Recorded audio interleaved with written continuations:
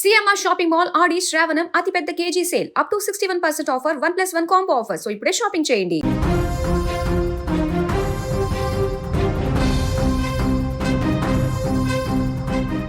రంగారెడ్డి జిల్లా ఇబ్రహీంపట్నం ఆర్డీఓ కార్యాలయంలో divisional administrative ఆఫీసర్గా విధులు నిర్వహిస్తున్న తహసీల్దార్ దేశని శ్రీనివాస్ రెడ్డి అక్రమ సామ్రాజ్యాన్ని అవినీతి నిరోధక శాఖ అధికారులు బట్టబయలు చేశారు.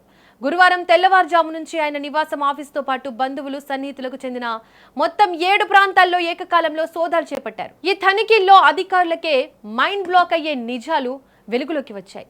రికార్డుల ప్రకారం ఆయన ఆస్తుల విలువ 6 కోట్లకు పైగా ఉండగా బహిరంగ మార్కెట్లో వీటి విలువ 50 కోట్లకు పైగానే ఉంటుందని అంచనా వేస్తున్నారు. ఇక శ్రీనివాస్ రెడ్డి తన అధికార దుర్వినియోగంతో సంపాదించిన సొమ్మును ఎక్కువగా స్థిరాస్తులపైనే పెట్టుబడి పెట్టినట్లు సోదాల్లో వెల్లడైంది. హైదరాబాద్ సమీపంలోని ఖర్మాన్ ఘాట్ లో 2 భారీ రెసిడెన్షియల్ ఫ్లాట్లు ఉన్నట్లు గుర్తించారు. వీటి విలువ పత్రాల ప్రకారం 2.63 కోట్లుగా ఉంది. అదే ఖర్మాన్ ఘాట్ లోని సరూర్ నగర్ పరిధిలో 233 గజాల స్థలంలో నిర్మించిన G+3 అంతస్తుల పెంట్ హౌస్ ను చూసి అధికారులు విస్తుపోయారు. దీని విలువ సుమారు 1.61 కోట్లుగా నిర్ధారించారు. ఇవి కాకుండా నగర శివార్లలోని వివిధ ప్రాంతాల్లో 8 ఓపెన్ ఫ్లాట్లు ఉన్నట్లు పత్రాలను స్వాధీనం చేసుకున్నారు. కేవలం ఇళ్లకే పరిమితం కాకుండా భూముల మీద కూడా కన్నేశారు శ్రీనివాస్ రెడ్డి. యాచారం మండలం నల్లవెల్లి గ్రామంలో 10 ఎకరాల 8 గుంటల వ్యవసాయ భూమిని కొనుగోలు చేశారు. కేవలం భూములే కాకుండా వ్యాపార రంగంలోనూ తన హస్తం చాటారు. బాలాపూర్లోని నరేంద్ర బార్ అండ్ రెస్టారెంట్లో తన భాగస్వాములతో కలిసి ఏకంగా 86 లక్షల పెట్టుబడి పెట్టినట్లు ప్రాథమికంగా తేలింది.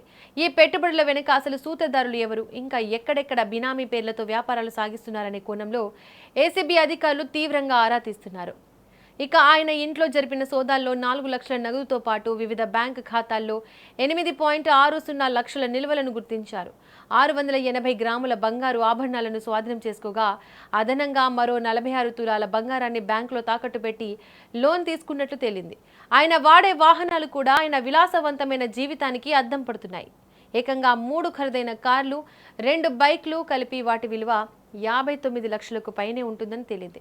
ఇంట్లోని ఎలక్ట్రానిక్ వస్తువులు, గృహోపకరణాల విలువనే 11 లక్షలుగా లెక్కబెట్టారు. ఇదిలా ఉంటే శ్రీనివాస్ రెడ్డికి అక్రమ సంపాదన కొత్తేమీ కాదు. గతంలో 2009లో మహేశ్వరం మండలంలో రెవెన్యూ ఇన్స్పెక్టర్గా పనిచేసిన సమయంలోనూ ఆయనపై ఏసీబీ కేసు నమోదైంది. ఆ కేసు నుంచి ఇంకా బయటపడకముందే తహసీల్దార్గా ప్రమోషన్ వచ్చాక మళ్లీ అదే దారిలో పయనించి అడ్డగోలుగా ఆస్తులు వెనకేయడం గమనార్హం. ప్రస్తుతం ఆయన్ను అరెస్ట్ చేసిన ఏసీబీ అధికారులు హైదరాబాద్లోని ప్రత్యేక కోర్టులో హాజరుపరిచి రిమాండ్కు తరలించారు.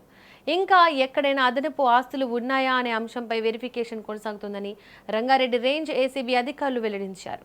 Anand Kumar, DSP ACB Rangareddy range.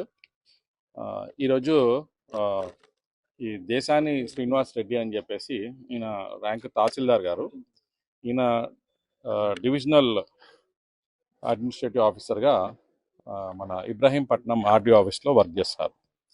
ఈయన పైన కొన్ని అధిక ఆదాయం, కరప్ట్ ప్రాక్టీసెస్ అడాప్ట్ చేస్తూ చాలా డబ్బులు కూడబెట్టుకున్నాడు, ఆస్తులు కూడబెట్టుకున్నాడు అనే ఒక అలిగేషన్స్ పైన మేము మా డీజీ గారితో పర్మిషన్ తీసుకొని ఒక కేసు రిజిస్టర్ చేయడం జరిగింది.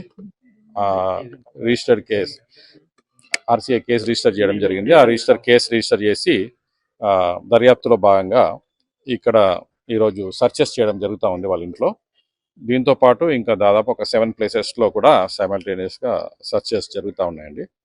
సో ఈరోజు సర్చెస్లో భాగంగా సర్చ్ చేసినప్పుడు మాకు దాదాపు ఒక 8 ఓపెన్ ప్లాట్స్, ఒక 3 తుర్కయాంజల్లో ఉన్నాయి, ఒక 3 యాదగిరిగుట్టాల్లో ఉన్నాయి, ఒకటి హస్తినాపురము, ఒకటి విశ్వేశ్వర నగర్ కాలనీలో, ప్లస్ ఒక G+3 ఫ్లోర్ బిల్డింగ్ ఇదైతే మీ ముందు ఉంది చూస్తున్నారు.